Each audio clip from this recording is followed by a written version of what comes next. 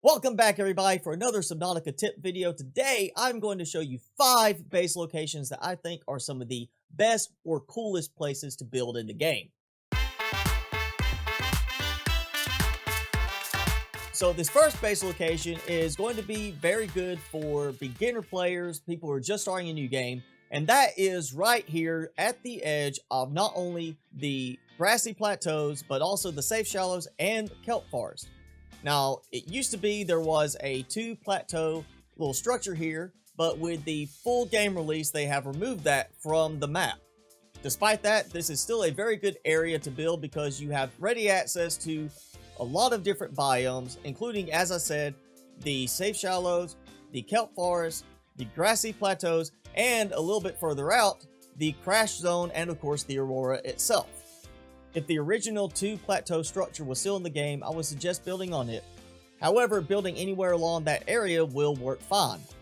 If you're looking for a similar location, there is another place not far away that puts you in the middle of the same main biomes, the Safe Shallows, Kelp Forest, Grassy Plateaus, and near the Crash Zone. But you also have the added benefit at this location of being right next to a geothermal geyser, giving you easy access to a thermal vent for placing thermal reactors down. Now, my second favorite base location area in the game, and still a very good one for early game players, is the floating island. This is useful because you can build on land, giving you the best results for solar power. You are also safe from attack on land, aside from the cave crawlers that are around the Dagazi bases. This island gives you good access to edible plants, as well as lithium and salt deposits around the area. However, building on the floating island can be problematic because of lack of access to resources such as titanium, quartz, copper. The third location I'm going to say is very nice for building bases is the underwater islands. These are a chain of islands that are held up by these big pink floaty things, and while most of them are small, there are a couple of larger islands, including one that has a large piece of the Aurora wreckage. With these islands, you will have access to hydrothermal vents, as well as lava geysers down in the ocean floor below them.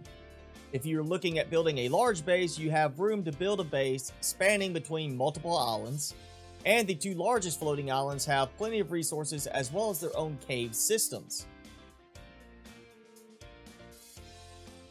The fourth base location I'm going to recommend is the giant mushroom tree.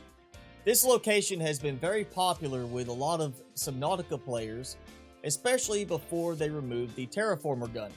When the terraformer was still available in-game, there were people that were using it to hollow out the base of the tree and build inside of it enough room to actually have a docking space for even your Cyclops. Despite losing the terraformer, this is still a very nice place to build because of the appearance of the region, the ease of access to a lot of good materials, and the tree has its own small cave system inside. This is a very good biome location for finding resources such as lithium, gold, and diamond.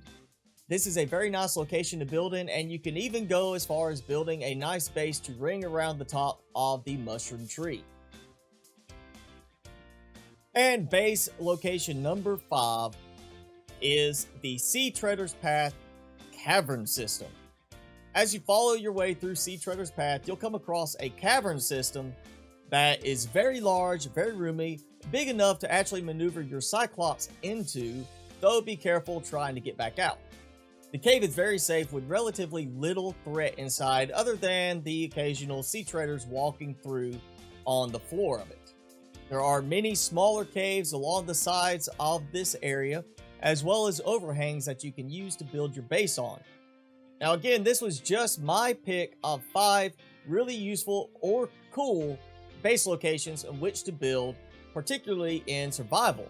There are other biomes that have interesting places to build, but this was my top 5 picks for the locations I would prefer to build in.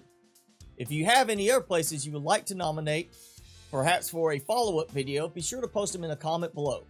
If you enjoyed the video, be sure to hit that like button, and make sure you hit subscribe and tick that notification bell if you have not done so already.